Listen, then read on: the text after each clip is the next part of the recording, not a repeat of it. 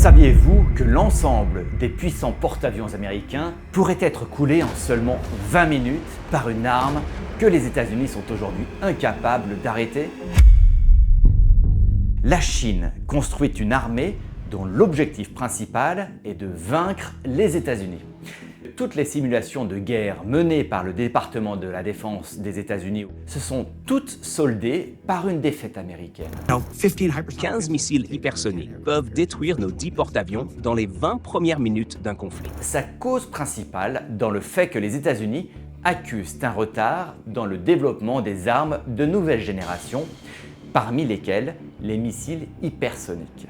Elles sont extrêmement rapides et suivent des trajectoires imprévisibles qui les rendent presque impossibles à intercepter. Alors même que Washington a dépensé plus d'un demi-milliard de dollars, les États-Unis vont-ils continuer à miser sur le dôme doré promis par Trump? Ou bien ce projet est-il en réalité au bord de l'effondrement? En novembre 2024, lors d'un entretien informel avant sa prise officielle de fonction comme secrétaire à la Défense, Pete Hegseth a déclaré « La Chine construit une armée dont l'objectif principal est de vaincre les États-Unis ». L'affirmation était frappante, mais ce n'était pas simplement une opinion personnelle. Hegseth a révélé que toutes les simulations de guerre menées par le département de la défense des États-Unis au cours des 10 à 15 dernières années, impliquant un conflit avec la Chine, se sont toutes soldées par une défaite américaine. Et selon lui, cette série d'échecs trouve sa cause principale dans le fait que les États-Unis accusent un retard dans le développement des armes de nouvelle génération, parmi lesquelles les missiles hypersoniques. Ces armes n'ont aucun équivalent dans les systèmes de défense antimissiles américains actuels. Elles sont extrêmement rapides, d'une précision redoutable et suivent des trajectoires imprévisibles qui les rendent presque impossibles à intercepter. D'après X, la Chine est aujourd'hui le pays le plus avancé au monde en matière de développement de ses armes hypersoniques.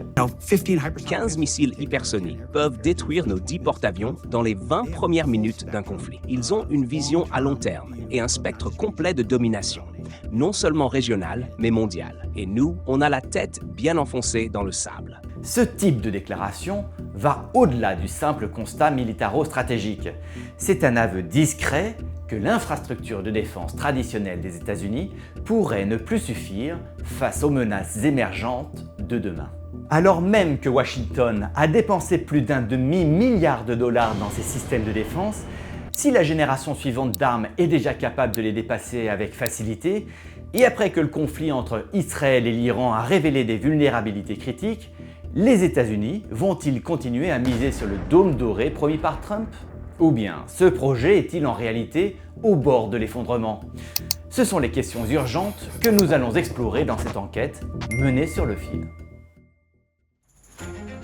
En juillet 2021, la Chine a effectué un test de missile non annoncé qui a rapidement alerté les services de renseignement américains. D'après des sources publiées dans le Financial Times, le test a stupéfié les experts en défense américaine. L'un d'eux a même déclaré qu'il semblait défier les lois de la physique. Ce qui rendait ce test vraiment marquant, c'était la capacité inattendue qu'a démontré la Chine à combiner deux systèmes complexes en un seul. Un planeur hypersonique, le HGV, opéré dans un système de bombardement orbital fractionné, le FOBS. Cette combinaison a permis au missile d'entrer brièvement en orbite terrestre basse, puis de redescendre vers sa cible à des vitesses hypersoniques au-delà de Mach 5, tout en manœuvrant activement et en approchant selon des trajectoires imprévisibles, y compris possiblement via le pôle sud, une zone aveugle des systèmes d'alerte précoce américains. Ce moment a constitué un tournant discret mais net à Washington. La Chine n'était plus simplement en train de rattraper technologiquement l'Occident, dans certains domaines, elle le dépassait. Plus de 6 mois après ses premiers signaux, le 20 mai 2025, Pete Hegseth est apparu lors d'une conférence de presse à la Maison-Blanche aux côtés du président Donald Trump. Il brandissait une grande bannière proclamant « Dôme doré pour l'Amérique ».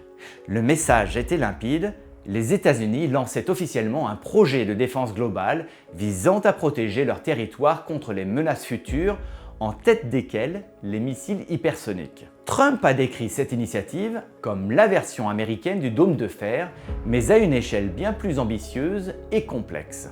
Il a promis que le projet serait achevé avant la fin de son mandat en janvier 2029 et affirmé que ce système rendrait les États-Unis entièrement protégés contre toute menace. Cependant, des doutes ont vite surgi concernant le dôme doré. Loin d'être un système unique, il s'agirait d'un vaste réseau de technologies interconnectées dont bon nombre sont encore en cours de développement. Des composants clés, notamment ceux basés dans l'espace, reposent sur des technologies qui n'existent pas encore. Parmi eux, des satellites équipés de missiles intercepteurs appelés intercepteurs spatiaux. Des satellites dédiés à la détection précoce et au suivi des menaces, les capteurs spatiaux. Malgré son coût estimé à 175 milliards de dollars, des experts s'interrogent sur la capacité du projet à respecter les délais et à tenir ses promesses. Selon un rapport de la Société américaine de physique, même pour repousser une attaque limitée, par exemple 10 missiles ennemis, il faudrait déployer plus de 16 000 satellites intercepteurs afin de maintenir une couverture continue. Mais au-delà de l'ampleur du défi, c'est la performance réelle qui soulève des questions. Lors de la récente guerre entre l'Iran et Israël, même avec le système avancé du dôme de fer, des séries de missiles coordonnés ont mis en évidence des défaillances dans la réactivité, notamment lorsque le système était saturé par un grand nombre d'engins entrant simultanés. Cela a conduit plusieurs responsables américains à se poser une question cruciale. Si le dôme de fer, un système mature, éprouvé et en service depuis longtemps, a du mal à gérer une saturation, que peut-on attendre d'un dôme doré qui, pour l'heure, reste essentiellement un concept? Au fil du temps, l'écart entre les promesses politiques et les réalités techniques s'est creusé. Le président Trump promettait de livrer le dôme doré avant la fin de son mandat, mais les analyses scientifiques jugent ce calendrier largement irréaliste.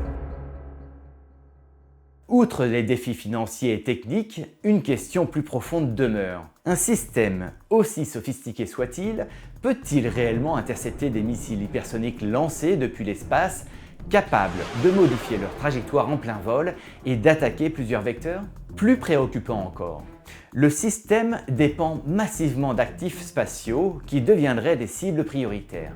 La Chine et la Russie ont averti qu'elles considéreraient les satellites intercepteurs américains comme des menaces militaires, transformant ainsi le dôme doré d'un bouclier défensif potentiel en un facteur de déclenchement dans la confrontation mondiale.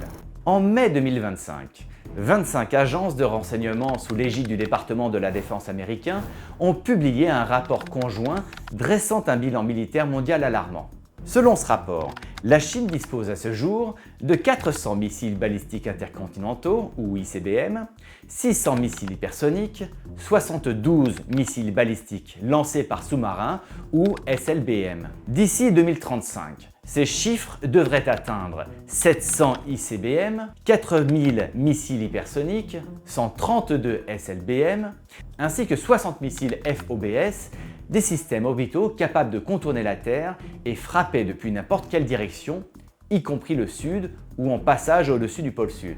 En comparaison, la capacité actuelle de défense antimissile du sol américain repose sur seulement 44 missiles intercepteurs terrestres répartis entre l'Alaska et la Californie dans le cadre du système Ground Based Midcourse Defense, la seule ligne de défense opérationnelle des États-Unis contre les ICBM. Et ce système lui-même affiche un taux de réussite d'environ 50% lors des tests contrôlés. Nous voilà au cœur de la crise. Malgré la force militaire la plus redoutée du monde, les États-Unis manquent actuellement d'une défense fiable contre une attaque hypersonique coordonnée. En réponse, Washington opère une transition. Le rêve d'un bouclier impénétrable laisse place à un concept plus réaliste, la dissuasion en couche. Le nouvel objectif ? Rendre toute attaque sur le sol américain si coûteuse et risquée que tout adversaire en serait dissuadé. Parmi les alternatives envisagées, accroître les systèmes d'alerte précoce grâce à l'intelligence artificielle, bâtir un réseau de défense multidomaine flexible, incluant intercepteurs aériens, maritimes et spatiaux, étendre la détection des menaces en temps réel et le partage des données avec les alliés, investir dans des systèmes offensifs tactiques pour préserver l'équilibre de la dissuasion. Ce changement de stratégie ne signifie pas l'abandon du dôme doré, mais exige de repenser sa philosophie. Passer de l'absolue protection à une stratégie pragmatique fondée sur la coordination, la dissuasion et l'adaptabilité. Les discours officiels ont évolué eux aussi. Ils ne promettent plus un bouclier spatial impénétrable, mais évoquent désormais la pose des fondations d'une infrastructure défensive future. Ce revirement stratégique reconnaît les coûts exorbitants, les limites technologiques et les dangers d'une militarisation de l'espace. À travers ces développements, la question centrale persiste. Le dôme doré était-il une initiative réellement ambitieuse ou un simple artifice technologique électoral? Certains y voient une communication politique destinée à renforcer la narration de la protection totale de l'Amérique à tout prix. D'autres estiment qu'il a poussé la réflexion stratégique américaine vers les réalités de la guerre du futur. Globalement, ce concept a déclenché bien plus que des débats. La Chine, la Russie, la Corée du Nord et l'Iran considèrent désormais les missiles hypersoniques et les capacités spatiales comme des leviers d'influence, pas seulement des outils de guerre. Le dôme doré est devenu le symbole d'une réalité plus large. L'offensive dépasse la défense et la dissuasion devient cruciale. Pour les États-Unis, le défi actuel dépasse la construction de systèmes plus efficaces. Il consiste à naviguer dans un paysage stratégique en mutation où la véritable mesure du pouvoir tient à la vitesse, au renseignement et à la capacité d'adaptation. Mais cela soulève une question majeure pour l'Europe. Où en sommes-nous dans tout cela? L'Europe dispose-t-elle d'une vision unifiée ou d'un projet stratégique pour se défendre dans un futur où dominent les menaces hypersoniques et spatiales? Existe-t-il une réponse européenne équivalente au dôme doré? Nous serions ravis de connaître tes réflexions sur ce domaine, partage-les en commentaire. Et si tu as trouvé ce contenu utile, n'oublie pas de liker la vidéo et de la partager, de t'abonner à la chaîne et d'activer la cloche. Ton soutien nous permet de continuer et de produire davantage de contenu de valeur comme celui-ci. Merci et à bientôt.